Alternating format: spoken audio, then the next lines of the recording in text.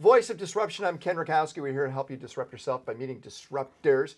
Kathy Smith is joining us, who I think you live over in Utah. Park City, to be exact. But that is Utah, right? That is. You're so far from the entertainment industry. You were kind of a fixture here in Los Angeles, weren't you? Well, not only in LA, but New York and nationally and internationally. But in this day and age, you talk about disruption. You can work anywhere. Back when I started, you had to be in LA, or you couldn't connect with people. Now you can connect. Back when you started. When I started. When did you start? Start what? No. When did you start your... No, okay, so... You've been the whole idea of fitness for a long time. My first product was in 1978. 1978, okay. Not very long ago. No. And interestingly enough, though, and this is why I love your show and what we're doing here, because I've always loved technology and the next step. So when I first started, we did exercise, but you would take an album, and because it was before VCR, it was before DVD, it was before iPhones. So you would take an 33. album. 33, yeah, not a 45. No, around and around, around and around, 33, around. But guess what? How did you know what you were doing? Well, my voice. How would you do but that? then you would put a poster on the wall, and I would have little things like that. I go, okay, are you ready? Let's get started. Let's warm up. But that was a big deal then, right? It was huge. I mean, sold millions and millions of copies of these things because nobody had thought about this, and back then, which is crazy to think about it now, but people said nobody would work out at home. Everybody wants to go to a gym. Who would work out at home, or who would work out on their own?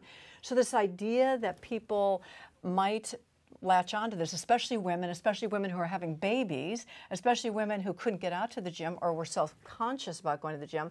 So that launched in 1982, first video, then DVD. I was the first person to have an exercise DVD. 20 million of these later, I have apps that you download your workout daily and you follow along. And again, back then it was aerobics. So Ken Cooper had just coined the term, he's a doctor out of Texas, had coined the term aerobics, a lot of aerobic exercise, but then we started with strength training, yoga, Pilates. Yes, I like Pilates. Yeah. But here's the irony. Over those years of you doing this and talking about fitness, our country's actually gotten bigger, larger. It's obesity. True. Yeah. And it's ironic. not because of the lack of exercise, it's because of the sugar industry. All these food subsidized products have made people eat, watch more TV, become more sedentary. How do you fight against that? Well, it's that. You hit it on the head, but there's also one other element that is overlooked. We got into this culture of, I'm going to go to the gym and I'm going to kick I'm going to work out hard and for 30 minutes, 45 minutes, an hour. Then what am I going to do? What we're doing right now, we're going to go home, we're going to sit, we're going to go in front of the computer. Right. If we get up, we're going to walk to lunch, but we're going to sit down. Then we're going to walk home and sit with our wife or whatever. Then we're going to watch TV. So all the studies show that workout you're doing in the morning is negated by the fact that if you sit all day. So how to get people moving, and I think the fitness industry kind of gave that idea, just work out 30 minutes and you're great. That's it, and it's not true. And then obviously the food is the bigger issue, which you mentioned. Food, and I'm wondering now, moving forward, I'm a huge fan of the gamification of technology like wearables, because I could see what's going on, and I'm always challenging myself or challenging the community. I'm into this, but I don't think many people are. How do you gamify health? Well, I think in everything you're talking about, there's different age groups. And I think you just have to relate to the different age groups. And the unfortunate thing is the 45 plus 50 plus, right? Yeah, they're not as much into it as, except the real competitive ones. So we've always known for my entire career, there's always 10, 15, maybe up to 20% of the people that next new thing, next new fitness thing. So we forget about those people because they're going to buy what. It's the 80% that aren't going to do it. What an awesome opportunity, right? There's a market there that's untouched. How do you inspire them? Well, because you're known on both sides, by the way. You're known by that older market, let's call them seasoned, and then you're known by the younger market. I mentioned you're going to be on the show. Everybody knew who you were on both age groups. So you're there, you can inspire both sides. How do you get the 80% that are just doing nothing? You know, I I try to meet them where they're at. And so part of it, I was just with, I can't say the name, but a celebrity who lives in Nashville. And I flew back there, and she needs to lose some weight. But more importantly, she's got just some issues. And when I showed up, we were going to go for a walk. And she said, you know, I don't think I can walk today. Why don't we just sit here and talk? And I said to her, I said, you know, this is your party. You can do whatever you want, but why don't you just put on your shoes? And we're going to step out because it's Nashville. It's wonderfully warm outside. We ended up walking for 2 hours, very slowly, but walking. But I gave her permission to like step back. Why don't we go for a walk? And why don't we do it really slowly? And I think that's where we have to give people permission to just start moving, where you and I both know, because we love the same thing. I went to a class today called Burn 60. We are running, because I'm running a half marathon coming up here, and and we are running, and we are, you know, it's like, I'm just like, in my element, I'm feeling so good. But if I don't switch over and say, that's a small group that can end up in that room, I really like to relate to this other group. Having said that, I do want to switch over at one point to technology, because we got to touch upon that, because I think that's probably the way to get the 80. Yes. The 80%, because you got to inspire them, because right now that TV's owning them and that bag of Doritos is owning them. How do you get them to do something new? And I think technology is going to get them excited. I think part of it, especially when the technology is easy. Not too many buttons, not too many gadgets, but you know, the one thing that people are talking about now, and it's personalized, individualized medicine, fitness, nutrition, but they're working on things now where you're going to sit on your toilet bowl, you're going to go to the bathroom in the morning, and you are going to get all of these numbers and these data that's going to say, you know what, you're on the road to colon cancer, you're in ketosis, you're not in ketosis, you're leaching calcium from your bones just by going to the bathroom. It's going to be a monitor on your toilet. That's easy. Well, that's as easy. I want that. I know. Isn't that, I can't wait for this stuff. Something I use right now every morning is a heart rate variability. Have you heard about this? No, tell me. Well, you have to know about this. I mean, heart rate variability is, it's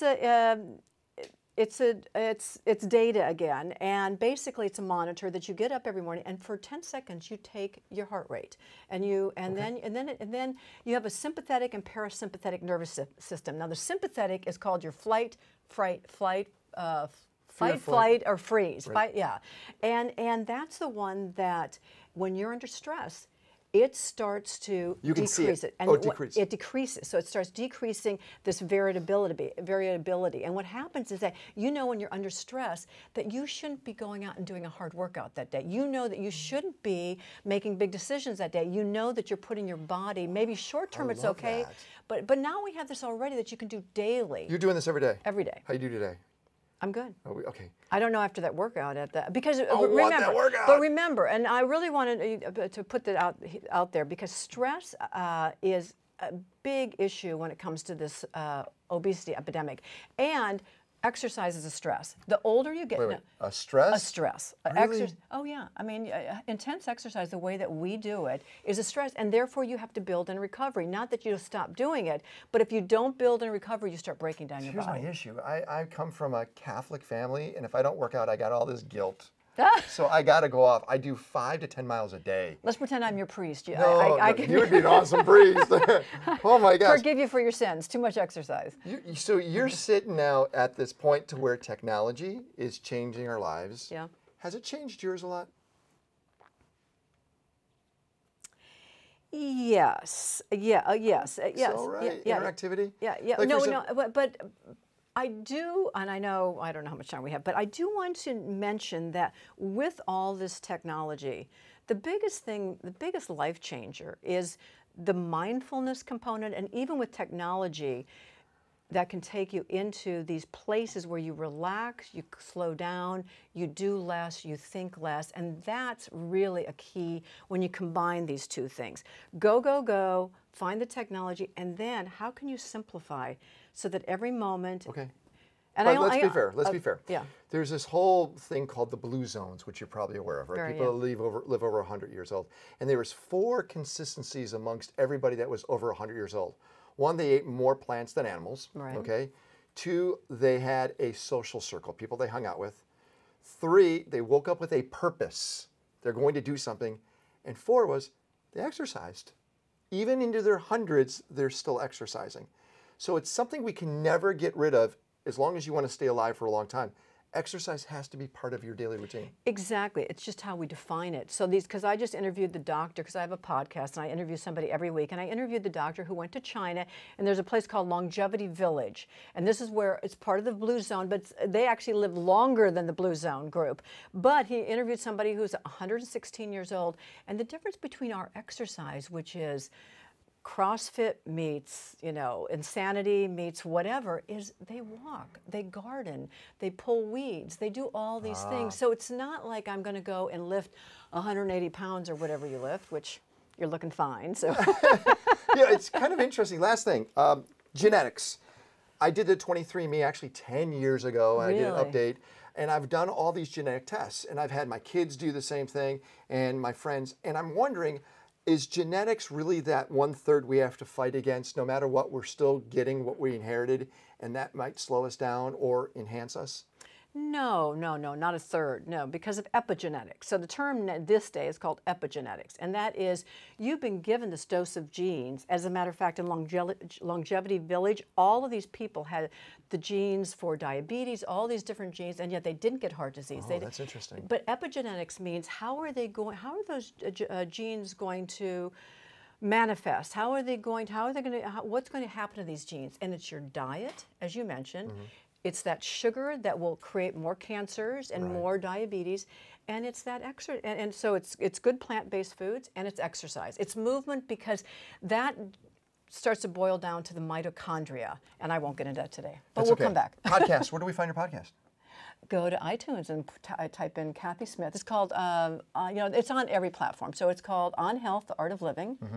But if you just type in Kathy with a K Smith, you'll find me. And you're also really passionate with your daughter on a nonprofit you're working on. Well, we didn't get into. I have one daughter who went to the Olympics, 2016 Olympics, and is now training for 2020. She's on the Nike Elite team, and so we're all into running. But my youngest daughter works for Christy Turlington, a nonprofit called Every Mother Counts.